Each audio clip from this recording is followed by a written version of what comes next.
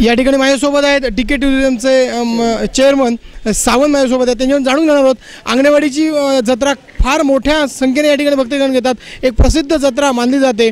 पर्यटनदृष्ट्या त्यांचे बरेच प्रयत्न सावंत यांचे चालू आहेत. त्या संदर्भात त्यांना विचारणार आहे मी की पर्यटनदृष्ट्या आणखी काय करणं गरजेचं आहे, काय वाटेल तुम्हाला? सर्वात महत्त्वाची गोष्ट म्हणजे अंगणेवाडी जत्रा म्हणजे ही जी यात्रा असते वर्षातून एकदा असते.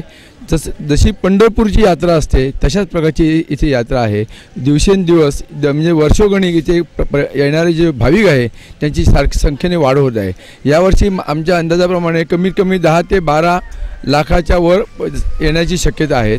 आणि त्यांची सर्वात मोठी गोष्ट म्हणजे आवश्यक काय ह्या ठिकाणी राहण्याची व्यवस्था होणं आवश्यक आहे. जरी अंगणेवाडी ही भराडी देवीच्या आजूबाजूला मालवण कणकवली कुडाळसारखी शहरं असली आणि राहण्याची व्यवस्था ती होत असली तर ह्या ठिकाणी सुद्धा भाविकांची इच्छा असते. तर ह्या ठिकाणी जरी देवस्थानने कमी धर्मशाळा म्हणा म्हणजे एक चांगल्या तऱ्हेच्या धर्मशाळा चांगल्या अर्थाने आणि किंवा राहण्याची व्यवस्था केली तर त्याचप्रमाणे त्या ठिकाणी खाणं जेवणाची हॉटेल जर तयार झाली तर नियमित येणारा पर्यटक ह्या ठिकाणी नुसते यात्रेला येतो असं नाही तर 365 दिवस येतो. आणि त्या अनुषंगाने आजूबाजूच्या 3-4 दिवसाच्या पर्यटन स्थळांना भेटी देतो आणि आपल्या तिथले स्थानिक किनारे किल्ले ही बऱ्यापैकी जी पर्यटन क्षेत्र आहेत त्याचा पण त्याच्यामुळे विकास होतो.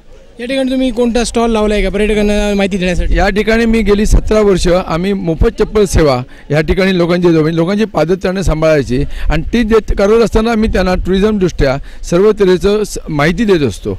आणि सेवाभावी संस्था म्हणून आम्ही ते काम करतो. इथे आम्ही काय व्यवसाय करण्यासाठी येत नाही पण लोकांना हे पर्यटनाच्या बाबतीत आपल्या ह्या भागाची माहिती व्हावी हा त्याच्या मागचा उद्देश असतो. आणि मी आणि माझ्याबरोबर सिंधूर समाचारचे संपादक RD बांदेकर हे दोघे गेली 17 वर्ष सातत्याने आम्ही या ठिकाणी पर्यटन व्यवसाय वृद्धिंगत व्हावा यासाठी झटत असतो. या ठिकाणी माझ्यासोबत होते DK टुरिझमचे चेअरमन सावंत. त्यांनी या ठिकाणी आपले एक इच्छा व्यक्त केली की या ठिकाणी 365 दिवस भक्त या ठिकाणी येत असतात. मात्र या ठिकाणी जर देवस्थान जी कमिटी आहे त्यांनी एखादं भक्त निवास आणि एखादं हॉटेल जर या ठिकाणी कायमस्वरूपी सुरू केलं तर या ठिकाणी निश्चितप्रमाणे पर्यटनदृष्ट्याही ह्या ठिकाणची भराडी देवीची नावलौकिक आणखीन वाढेल आणि पर्यटनदृष्ट्या एक महत्त्वाचं स्थळ या सिंधुदुर्ग जिल्ह्यातले बनेल.